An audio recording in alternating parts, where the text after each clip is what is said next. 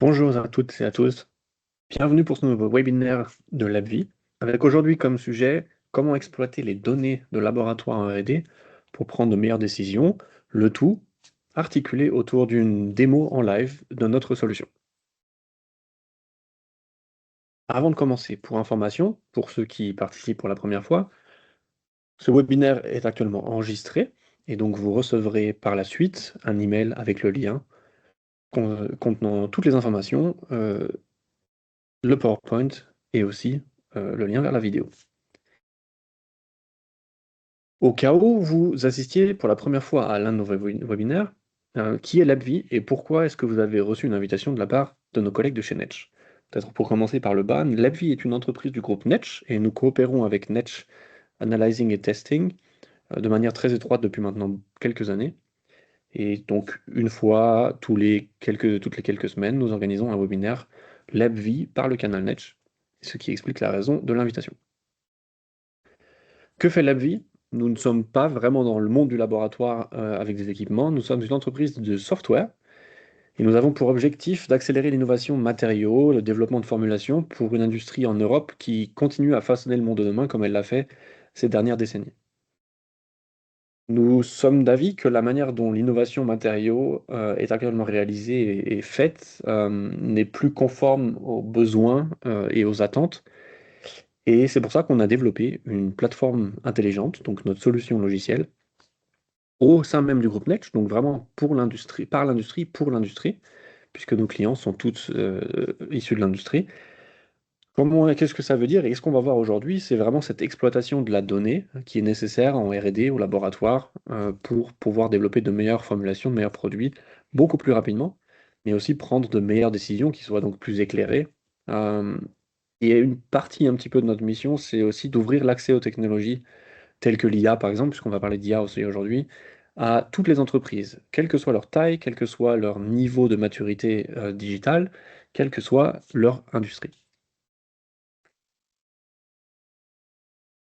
La réalité dont il faut parler au jour d'aujourd'hui en R&D, et que le laboratoire soit fasse partie de la R&D ou soit un département à part entière, ça ne change pas grand-chose.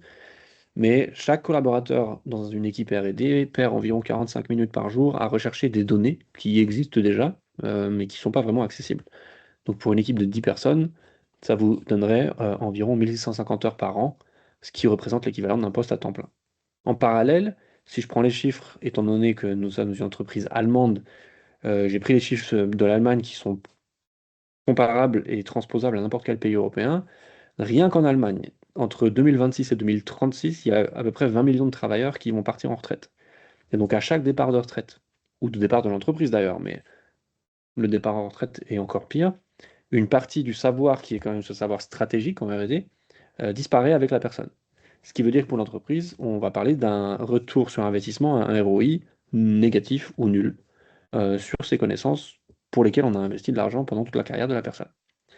Et donc en fait, ce qu'il faut dire, puisque on parle beaucoup d'industrie européenne, on parle beaucoup de dangers face euh, aux entreprises américaines, peut-être aux entreprises asiatiques, il faut juste dire que l'industrie européenne perd du terrain parce que ses données et ses connaissances ne sont pas accessibles. C'est pas un manque de données, c'est simplement un manque d'accès à ces données pour pouvoir les utiliser de manière plus intelligente.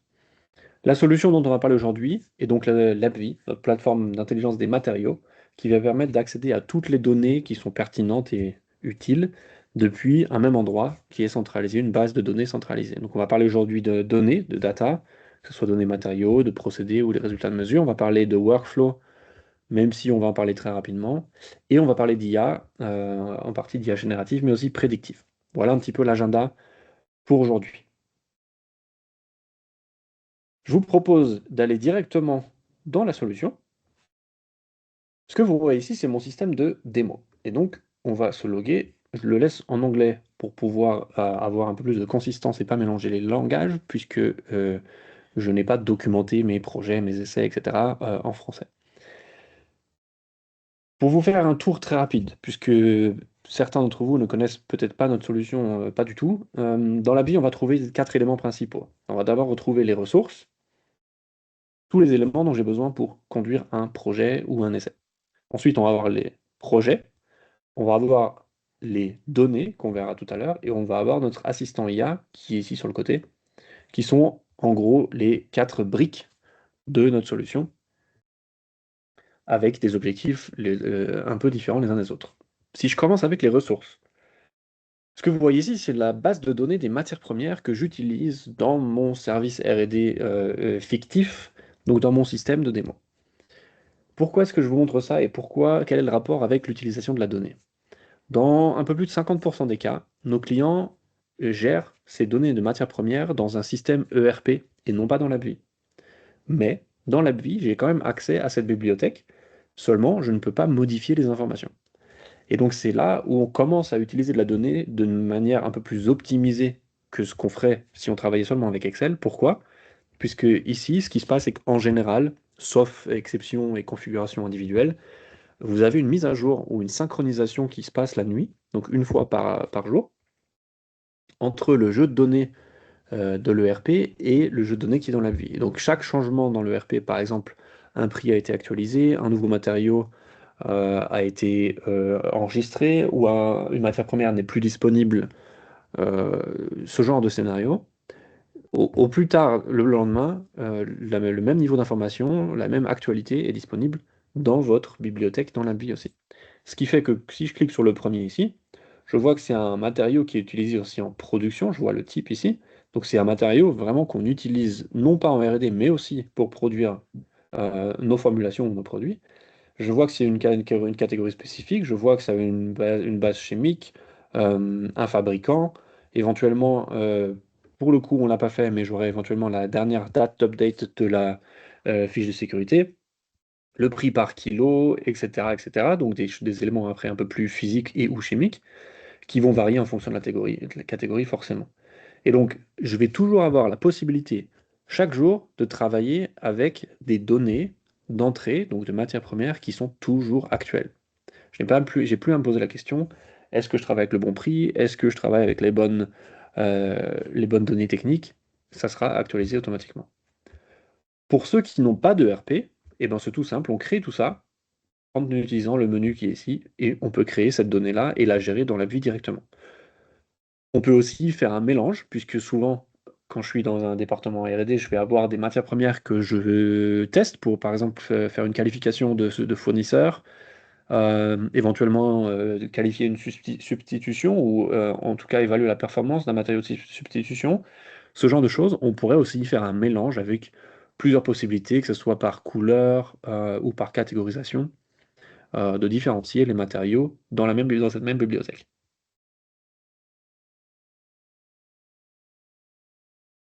Comment est-ce que j'utilise la donnée dans l'AppVie au niveau des projets?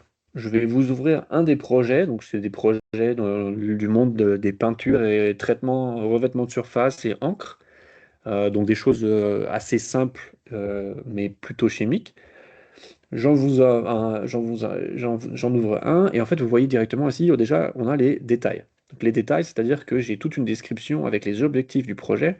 Évidemment, dans une configuration client, donc une configuration réelle dans l'industrie, on aurait beaucoup plus de champs d'information qu'un seul qui s'appelle description.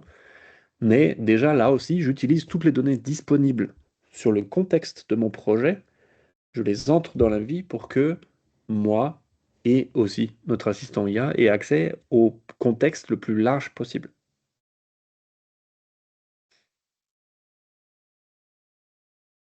Je peux aussi utiliser des données de référence. Par exemple, je pourrais très bien donner une référence de mon portefeuille, c'est-à-dire que si je fais une optimisation de produit, je vais donner la référence avec toutes les données, je vais entrer comme référence la formulation à optimiser ou à redévelopper, reformuler, avec toutes les données, tous les paramètres qui ont été mesurés, toute la performance que je connais, ce qui va me permettre plus tard dans le projet de toujours avoir mon point d'ancrage visible et réutilisable à tout moment.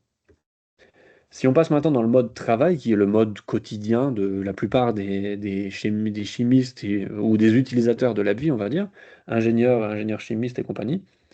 Donc je vois ici de gauche à droite, chaque colonne est un essai, et de haut en bas, j'ai la formulation cible, j'ai des calculs qui sont faits, qui sont préprogrammés, j'ai un process de création d'échantillons. Cet échantillon a été mesuré au laboratoire avec des données entrées, dans mon cas, uniquement à la main, même si on pourrait le faire autrement.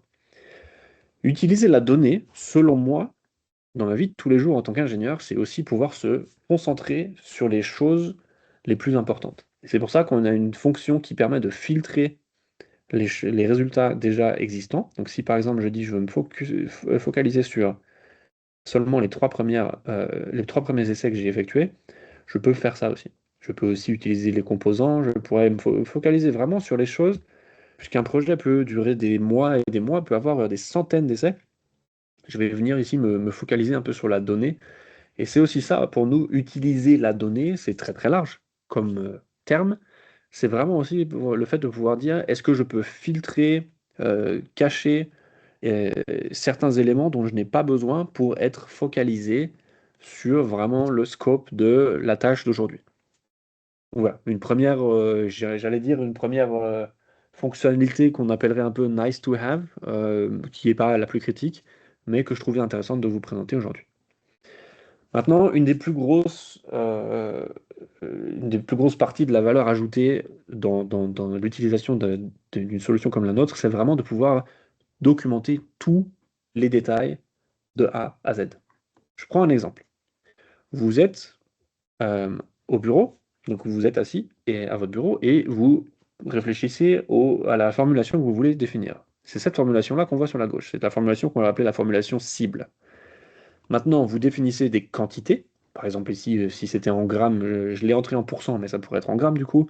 0,4 grammes, 1 gramme, 14,1 grammes. D'accord?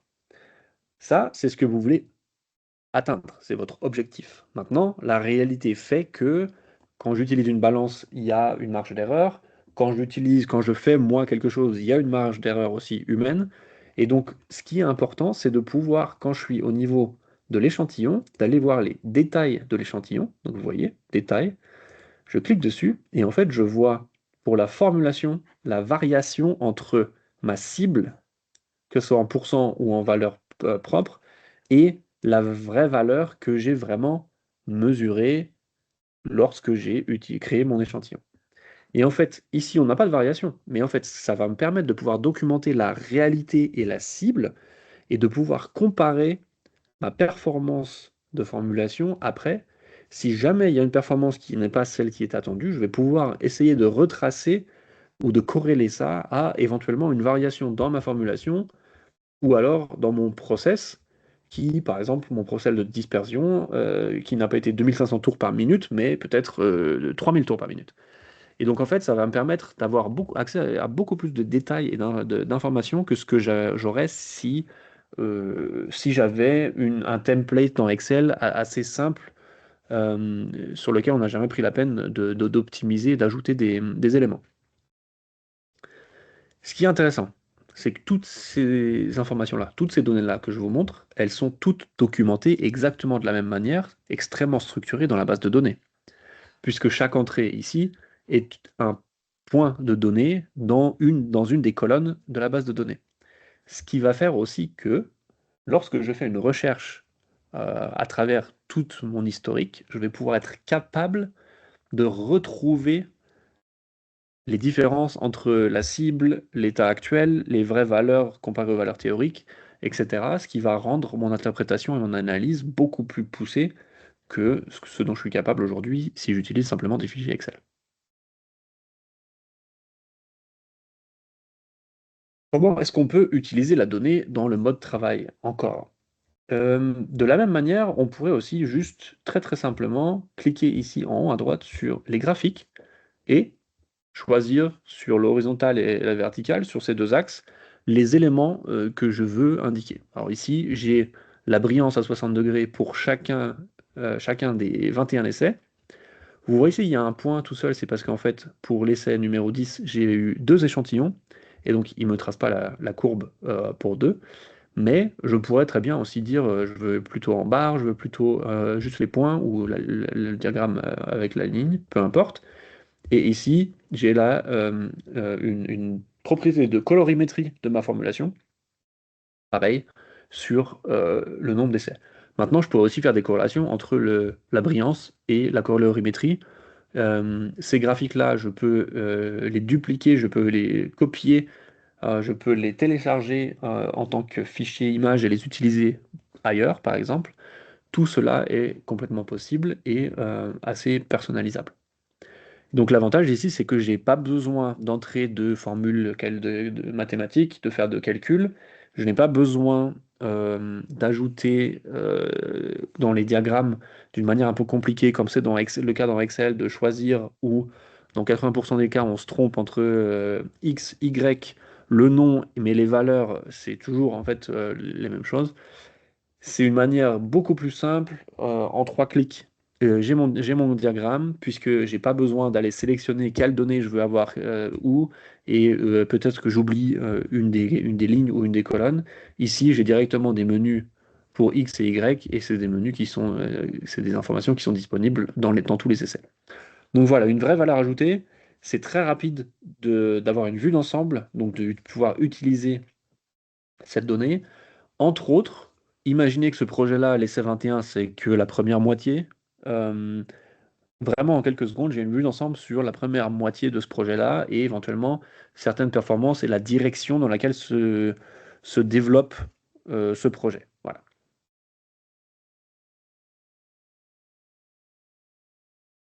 Pour faire un autre retour, je pense qu'on a fait le tour des fonctionnalités les plus critiques. Et évidemment, ce que je vous montrais au niveau de l'échantillon avec les détails existe aussi au niveau de la formulation, existe aussi au niveau de l'essai. Donc en fait, plus on remonte dans la hiérarchie, si vous voulez, plus on peut avoir d'informations. Et ce que je vous disais aussi, même pour un essai, je peux avoir une description, un objectif, je peux utiliser des tags qui vont permettre plus tard de faire des recherches, de la recherche. Je peux ajouter de la documentation. Vous allez voir, la fenêtre s'agrandit un petit peu. Je pourrais uploader des fichiers PDF, Word, etc., etc., et cetera, et les rendre donc accessibles à notre assistant IA qui a accès aussi à tous ces documents qui sont uploadés et est capable d'en extraire de l'information. Voilà pour la partie utilisation de la donnée. Je pense que j'ai pas besoin de vous expliquer que éventuellement, évidemment, lorsque j'entre les valeurs, mes résultats de laboratoire dans l'appli, c'est aussi l'utilisation de la donnée, puisque je peux maintenant comparer directement, visuellement même, de gauche à droite, les essais de 1 à 5. Je vois que c'est 12 partout ici pour cette propriété-là. On va avoir aussi la possibilité, et, pour le coup, j'ai pas de valeur hors tolérance, mais dans d'autres projets, je pourrais le montrer. Évidemment, si on est hors tolérance, ça sera indiqué en rouge. Ça aussi, c'est de l'utilisation de la donnée, mais c'est une utilisation plus quotidienne et un peu plus simple. C'est pour ça que je préfère pas passer trop de temps là-dessus et insister. Je préfère vous montrer d'autres choses encore. Si je passe maintenant à la brique suivante, qui sera notre assistant IA, plutôt que de vous faire un prompt en live qui est un tout petit peu trop long en soi, je vais vous montrer quelque chose que j'avais préparé puisqu'on a fait ce webinaire-là, donc on le propose en 3 langues, allemand, français et anglais, et donc la partie allemande est déjà derrière nous. Ce qui fait que j'avais préparé ça la semaine dernière pour vous montrer ça. Qu'est-ce que l'assistant IA? Pour simplifier, imaginez quelque chose comme un chat GPT, Claude, Gemini ou Mistral intégré à votre solution logicielle, sans accès à Internet, mais à la place accès à toutes vos données, tout en y ajoutant les compétences, les capacités qu'ont ces modèles qu'on appelle LLM, Large Language Model. Donc en fait, je vais pouvoir discuter avec ce collègue digital qui a accès à tout notre historique, a accès à tout ce qu'on fait et est capable de m'aider aussi à faire de l'interprétation. Donc là, j'ai une question qui est un peu plus descriptive. Est-ce que tu peux me décrire le projet L265 qui est celui-ci? Voilà, en 20 secondes, on voit ça ici, j'ai une description assez succincte. Évidemment, j'ai rien demandé, j'ai pas demandé les objectifs, j'ai pas demandé, voilà, j'ai pas de détails. C'est une question un peu simplifiée et certainement un petit peu simpliste. Ce qui va devenir intéressant, c'est quand on commence à rentrer un petit peu plus dans ce qui est dans la partie analyse, on va dire. Quel agent de dispersion me donne la meilleure combination entre l'épaisseur de film, la brillance et la déviation en colorimétrie entre les essais 4 et 7. Donc c'est une interprétation que je pourrais faire moi-même, mais c'est déjà 3 trois propriétés, donc il faudrait que je regarde en bas, trois propriétés à comparer sur en tout quatre essais. Ça donne déjà une bonne combinaison de choses à analyser, et voilà les résultats. Il me fait un résumé pour chacun des essais, comme ça j'ai pas à retourner les voir. Et comme on a en fait l'épaisseur du film qui est identique à 12 pour tous, ça ne sert à rien d'en discuter, puisque en fait, ce qui va se passer, c'est que la combinaison de ces trois performances va en fait être réduite à la combinaison de deux performances, puisque l'une est constante. Et en fait, on voit que avec un élément, j'ai la meilleure brillance, et avec l'autre, j'ai la meilleure différence colorimétrique, ce qui fait que pour la performance générale et globale, en fait, on va me recommander de prendre celui qui s'appelle Antiterra 250, puisque c'est les meilleures performances avec la valeur la plus basse du delta E euh, et la meilleure brillance. Donc voilà, en 336-37 secondes, donc on va dire en quelques minutes, en moins de 5 minutes, on va avoir en fait une réponse assez détaillée, assez poussée. Si on continue un peu dans cette analyse-interprétation, on peut lui demander aussi qu'est-ce que ça veut dire si je varie ce co-solvant, enfin la quantité de co-solvant entre les sec 13 et 14 sur le VOC et l'épaisseur du film. Voilà, on a plein de choses où en fait en quelques minutes au maximum, on va recevoir des interprétations qui nous auraient pris certainement autant de temps si ce n'est plus, mais qui là vraiment en 10 minutes en gros, j'ai interprété déjà pas mal de choses. Et si on pousse un petit peu, on peut commencer à faire des calculs de corrélation, par exemple entre une brillance et une dureté qui est calculée. Cette corrélation, j'aurais très bien pu aussi la mettre sur un graphique. À la place, j'ai créé un graphique avec justement la dureté en verticale et la brillance en horizontale, et vous voyez tous les points. Je pourrais très bien zoomer sur les points et aller chercher un peu plus de détails, hein. Donc c'est des graphiques dynamiques.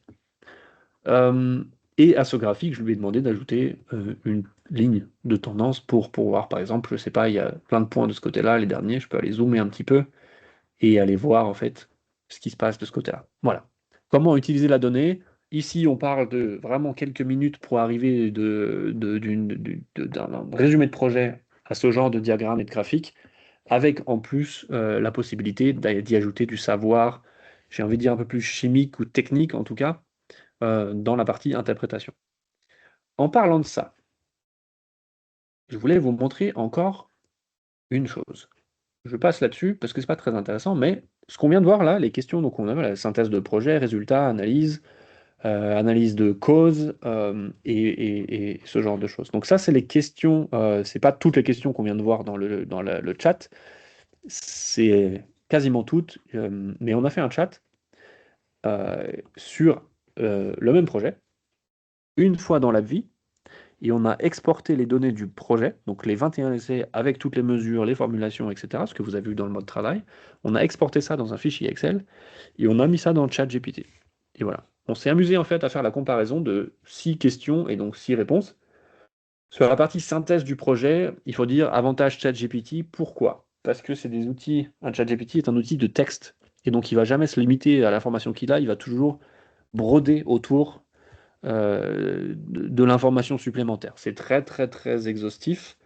Ça commence aussi à aller dans la partie analyse. Vous connaissez ça si vous utilisez ce genre d'outil de temps en temps. Quand on pose une question, en général, ça finit par une thèse de doctorat avec 18 points, alors qu'on avait juste posé une question simple et qu'on attendait une réponse assez simple. La différence, c'est que nous, notre logiciel, va faire une synthèse qui est un peu plus poussée et va se concentrer vraiment sur les données disponibles. Sur la partie interprétation ou description des résultats du projet, on est à égalité. On met l'accent sur les mêmes choses, sur les mêmes indicateurs, juste d'une manière un peu différente.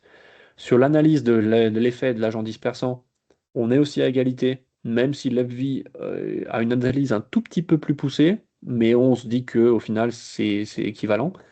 Et par contre, dès qu'on arrive sur des analyses qui sont des analyses où il y a des facteurs de criticité, etc., on arrive vraiment sur des choses où la vie est largement meilleure, puisque un ChatGPT va me dire oui, il y a une augmentation du pH de temps à temps, J'ai vu ça dans le projet, alors que notre assistant IA a accès à tout et va pouvoir aussi regarder dans les données historiques, etc. La validation, donc la validation, l'approbation d'une formulation pour la production, c'est pareil. On est plus fort puisque en complément, en fait, on va ajouter des références, puisque notre assistant, ayant vraiment accès et relie en fait les informations entre elles, va pouvoir faire des recommandations qui sont un peu meilleures. Et l'analyse de facteurs critiques va beaucoup plus loin dans notre solution, puisque évidemment, il y a beaucoup plus de données disponibles. Ce qui fait que si on regarde, en fait, c'est vraiment l'avantage, puisque la question revient souvent, pourquoi est-ce que j'ai besoin d'une solution? Je ne pourrais pas prendre ChatGPT, m'assurer que mes données sont sécurisées et, et le tour est joué? Eh bien non, malheureusement pas vraiment, puisque l'avantage vraiment va résider dans l'accès aux données du projet et aux données historiques. Et donc l'avantage décisif qui fait la différence, c'est vraiment le niveau de détail du projet, son contexte, mais aussi les données éventuellement historiques de performance d'un matériau ou d'une formulation qui avait déjà été utilisée par le passé. Voilà, je voulais juste vous montrer ça rapidement, puisqu'on s'était amusé en fait à faire la comparaison et que la question revient assez souvent. Maintenant, laissez-moi fermer ça. On va passer sur un des derniers points. En fait, le dernier point de la solution, qui est le point de la recherche de données. Alors là, je vais faire très simplement et utiliser un langage qui n'est pas vraiment correct, mais qui est en tout cas qui est approprié, mais pas vraiment approprié, mais correct, plutôt dans ce sens-là. C'est votre moteur de recherche. Ça, le menu Data Search, c'est le moteur de recherche interne, donc de votre Google interne, pour vos données historiques, donc toute la base de données qui est indexée.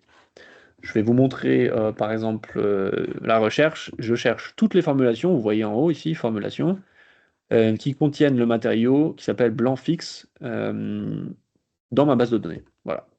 Et là, il va montrer qu'il y a 4 pages, donc 76 résultats. Je pourrais aussi faire des graphiques sur ces résultats. Donc là, j'ai la première page de résultats, parce que sinon, ça ferait vraiment beaucoup, 76 éléments. Mais je pourrais très bien lui dire, montre-moi toutes les données que tu as trouvées, donc ce que tu viens de rechercher, et le prix par kilo, par exemple. Ou autre performance, peu importe. Et donc, en fait, c'est pareil. C'est des choses, en quelques secondes, j'ai vraiment vu d'ensemble à travers tous les projets, avec visualisation, donc graphique. Je pourrais très bien aussi aller chercher, cherche-moi dans tous les résultats, donc tous les échantillons, on va dire, donc tous les résultats de mesure du laboratoire qu'on a documentés dans notre base de données, tous les résultats pour la valeur vie aussi, avec un résultat supérieur à 30. Bon, je pourrais très bien dire supérieur à 50, je ne sais pas combien il y en a. Voilà, il n'y en a plus que 132. Et si on veut aller plus loin, peut-être que si on arrive à 100, on sera à 0, je ne sais plus. Voilà, plus que 18. Voilà. Et de là, je pourrais partir de là, me faire un graphique, etc. Je pourrais combiner ça avec, montre-moi tout ça, mais avec une certaine manière première. Donc, je pourrais ajouter des filtres ici. D'accord? Il y a plein de possibilités. C'est vraiment un moteur de recherche très, très poussé, avec des fonctions de visualisation qui vont vous permettre d'avoir accès à vos données historiques en un rien de temps, en très peu de clics et très peu de secondes. Quelle est l'idée? L'idée, c'est d'avoir accès à cette mémoire, puisque c'est ce que tout le monde recherche, mais surtout pour des cas d'usage très simples. Imaginez maintenant que vous avez un nouveau projet qui arrive, la première chose que vous faites, c'est un peu regarder ce qui s'est déjà passé avant. Et donc, au lieu d'aller demander à la personne, au collègue le plus expérimenté ou la collègue qui est là depuis le plus longtemps dans le service, eh ben, on va aller chercher dans la base de données à la place. Et en fait, ça va m'aider à définir mon point de départ d'un projet. Éventuellement, ça va m'aider aussi, on a eu le cas avec un client, le détroit d'Ormuz qui ferme, certaines matières premières qui ne sont plus disponibles à la livraison à partir d'un certain horizon de temps, à peu près un trimestre, et donc une obligation de reformulation. La question qui se pose, c'est combien de formulations ont cette matière première dedans? Et donc ici, en 5 secondes, j'ai la réponse. Et c'est ma liste de tâches ou de projets à prioriser. Je peux filtrer entre celles qui sont en production et celles qui sont en R&D. Enfin voilà, pour vous donner un peu les scénarios d'utilisation de ce genre de fonctionnalité. Voilà, c'était tout pour la solution en elle-même. Donc, ce qui est disponible aujourd'hui, tout ça, c'est des choses que nos clients utilisent au jour d'aujourd'hui, et je voulais vous montrer un petit peu comment on utilisait la donnée vraiment au jour le jour avec des exemples assez simples, mais concrets, en tout cas, j'espère. Avant de terminer ce webinaire, il y a deux choses que je vais vous montrer. On va avoir à la fin la possibilité de poser des questions, mais avant ça, j'ai juste un autre outil à vous montrer. C'est un petit peu pour vous montrer ce qui se passe en ce moment et la transformation au niveau de l'IA, parce qu'on a parlé d'IA générative avec l'assistant IA qu'on appelle Otto. Maintenant, je vais vous parler d'un peu d'assistant d'IA prédictive. Et donc, les prédictions de formulation, s'il y a quelque chose qui intéresse quasiment tout le monde en R&D en ce moment, ou les prédictions de performance d'ailleurs, hein, si vous êtes seulement un laboratoire, il n'y a pas forcément de différence. Nous, en fait, on appelle ça les plans d'essai basés sur l'IA. Vous connaissez peut-être les plans d'essai statistiques, plans d'expérience statistique, Design of Experiment en anglais, DOE. Et ben nous, on pense que c'est le IA, c'est le AIOE, c'est Artificial Intelligence Design of Experiment. D'accord? Donc en fait, on va utiliser la donnée, et pour ça, je vous montre un autre outil qui est un démonstrateur avec les données clients d'un vrai client. Je vous montre le projet rapidement. Il s'agit d'un projet où on doit optimiser trois performances, critères de performance d'une peinture, donc trois propriétés d'une peinture, la brillance, la viscosité, le contraste. Et donc le client avait une base de données historique existante, qui est dans ce cas-là une base au total de 190 données ou essais historiques. Sur les 190, en fait, il n'y en a que 134 qui étaient vraiment utiles, et sur les 134, on en a utilisé 98. Voilà, pour vous donner une petite idée du nombre d'essais, on n'est pas non plus sur des centaines de milliers, c'est vraiment une centaine d'essais historiques. On a la formulation, tout est anonyme, hein, donc c'est pour ça que vous voyez sur la gauche les matières premières qui ne sont pas vraiment compréhensibles. Euh, on va avoir les formulations, et si je vais un peu plus bas, leurs résultats de mesure du laboratoire. Donc tout ça, ce sont des données historiques disponibles dans un fichier Excel qui a été uploadé dans cet outil. Qu'est-ce qu'on va faire ensuite? On va ensuite lui donner les paramètres de design, donc d'essai. C'est-à-dire que je vais lui dire, j'ai des matériaux fixes, j'ai des matières premières qui sont obligatoires, mais dans une certaine tolérance. J'ai des matières premières qui sont plutôt utiles. Ensuite, j'ai des matières premières que je peux utiliser en option éventuellement, et j'en ai certaines que j'exclus complètement. Donc en fait, je lui dis un petit peu, je définis un petit peu le cadre dans lequel il a le droit de faire des prédictions. Ce cadre, je vais y ajouter d'autres paramètres. Je vais lui donner mes cibles. Je lui donne un cadre. Maintenant, je lui donne un objectif qui est un objectif euh, de viscosité, de contraste sur une surface de 8 mètres carrés et de brillance sur un angle à 85 degrés. Voilà. Vraiment, propriété à définir. Éventuellement, des contraintes supplémentaires. Imaginez maintenant, hein, je le définis. Ceci est un match de, peu importe, football, basket, handball, volleyball, peu importe ce que vous avez, rugby. La cible, c'est de gagner par au moins tant de buts d'écart.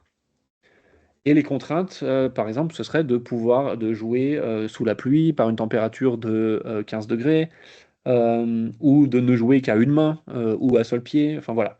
Et ici, on va lui dire contraintes de prix, certaines contraintes, par exemple, un total de vie aussi, qui ne doit pas dépasser tant, puisque la régulation ne le veut pas. Enfin voilà. C'est vraiment les contraintes finales. Et une fois que j'ai défini tout ce cadre-là, vraiment très précisément les contraintes et les objectifs, je vais pouvoir faire ce qu'on appelle des runs. Un run qui est vraiment un batch de recommandations. Ça va prendre 30, 40, 50 minutes, ça va un peu dépendre de la taille du projet. Dans ce cas-là, ça prendrait environ 30 minutes, c'est pour ça que je ne vais pas vous le faire en live. Mais à la place, je vais vous montrer directement les résultats. J'ai 5 essais qui m'ont été recommandés, formulation et résultats du laboratoire pour les trois performances, les trois propriétés, donc leurs performances prédites. Et si je vous montre ça sur un autre diagramme, on va voir la performance du modèle. Et donc on avait le contraste, la viscosité et la brillance, d'accord? On a fait plusieurs recommandations.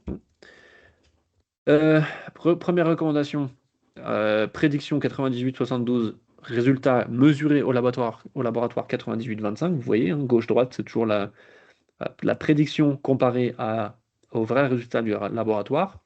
Et ce qui est intéressant, vous voyez un petit peu comment ça se voit ici. Quand c'est au-dessus, c'est overconfident, en dessous, c'est underconfident. Ça veut dire que la prédiction peut être encore optimisée.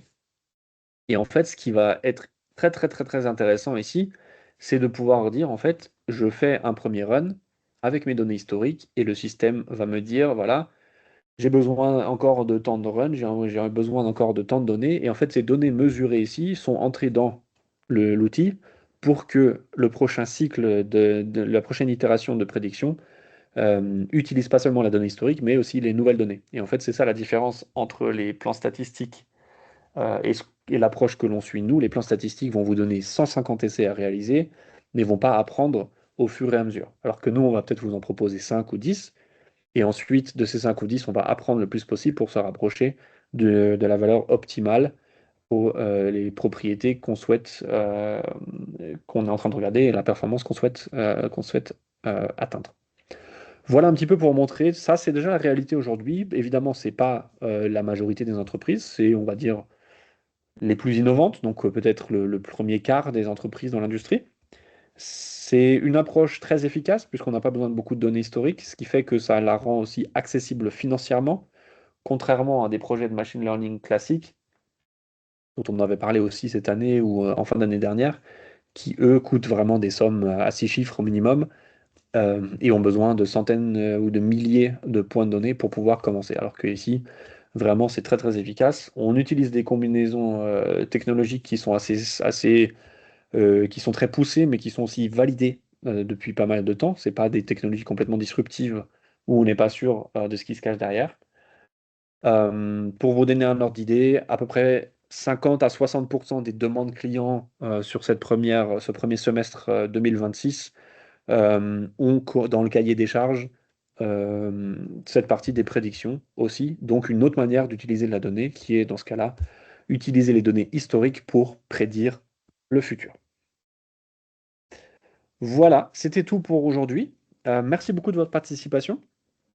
Comme on a vu, beaucoup de gains d'efficacité dans notre solution actuelle avec la possibilité de trouver, d'utiliser, de rechercher de la donnée. Donc on part du principe qu'au final, on peut réduire le temps de recherche de données de ces 45 minutes par jour de 2 tiers et en tout de réduire les cycles de développement à peu près 30% puisqu'on n'a plus besoin de chercher de cette donnée-là. Quant à la partie prédiction, les premières estimations, les premiers résultats, les premiers retours que nous ont fait nos clients, je prends un projet typique de reformulation, ce que vous avez vu là juste avant.